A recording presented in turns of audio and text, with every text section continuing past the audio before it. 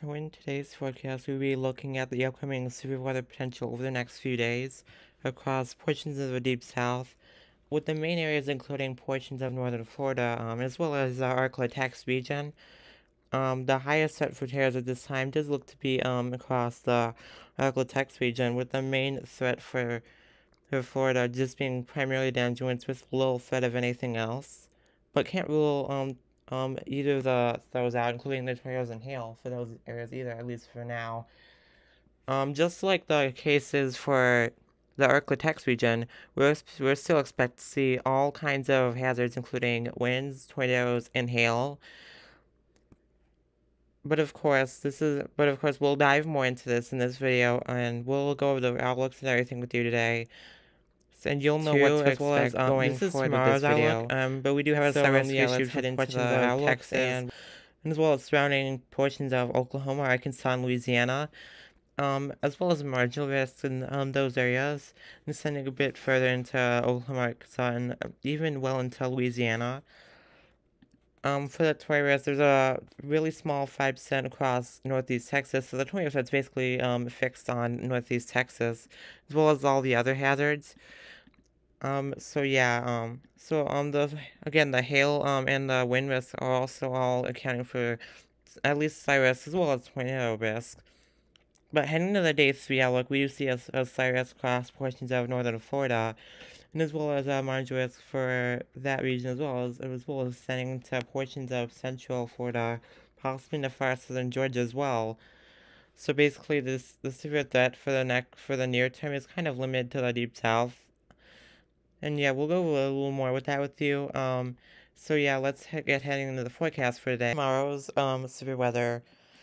We do see instability beginning to come in Monday afternoon and evening. So this will be not as much of a nocturnal threat, but there is still some potential for that.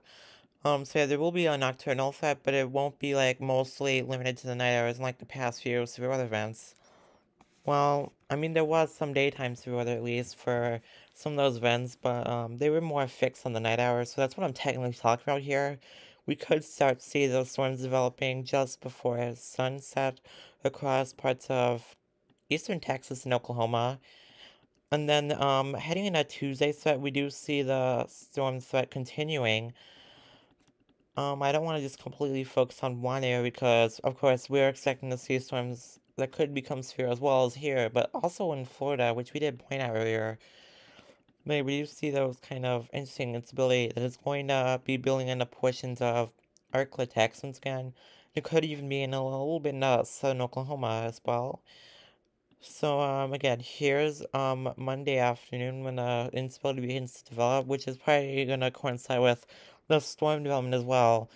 And then here's Tuesday evening, heading, well, like, this is over 9 hours, like, Tuesday morning. This was Monday night. So, Tuesday morning, and then here's Tuesday afternoon. But it's just across, portions of Louisiana. Of course, we don't have much of a severe weather threat there quite yet, but there could be possible that we could introduce one later if, of course, the thermodynamics here become more favorable for possibly some severe weather across this region. But now going to the Florida portion of the severe weather, we do see the instability there as well, of course. But before we spoil anything, we'll look into it. So yeah, definitely some interesting things going on over there across Florida.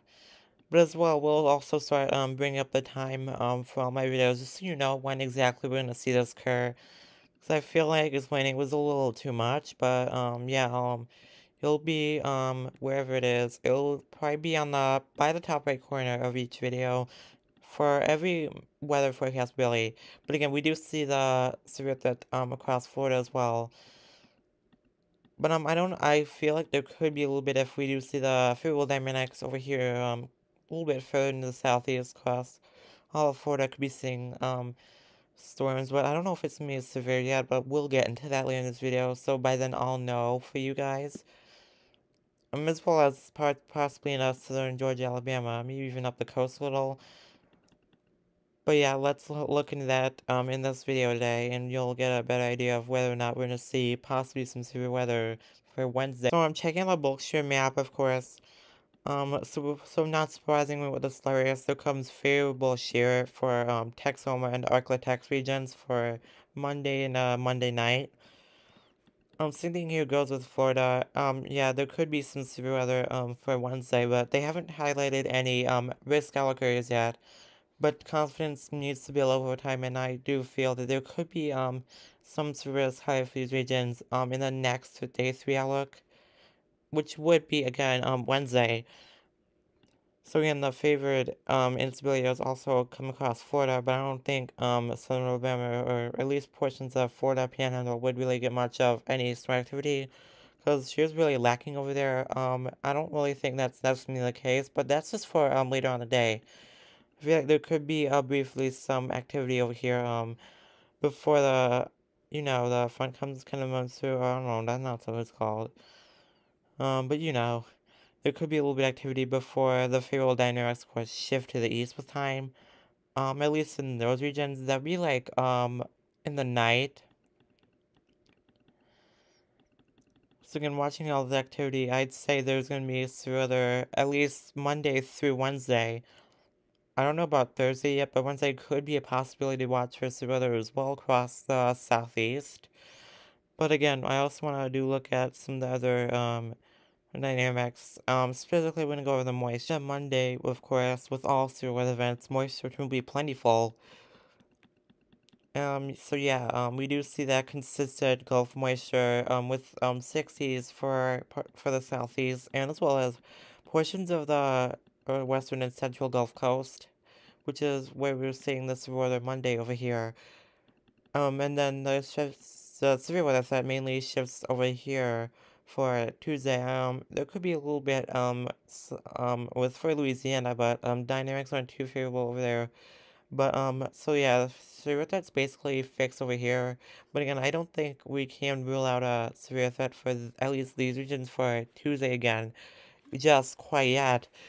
But yeah, with the whole warmer air that we're going to see across mainly the eastern half of the country, but also across good portions of central U.S. Dew points that could reach the 50s could extend pretty far inland, but of course, that's not really me for the severe weather. That's just the advection of the warmer air going across. But I don't know. We could be watching at some activity as far north as the Midwest later this week, but I'm not gonna really go into that because there's just a lot of uncertainty on this. But of course, we have enough to talk about here for the severe weather forecast across southeast.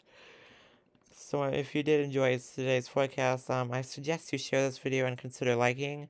Other than that, have a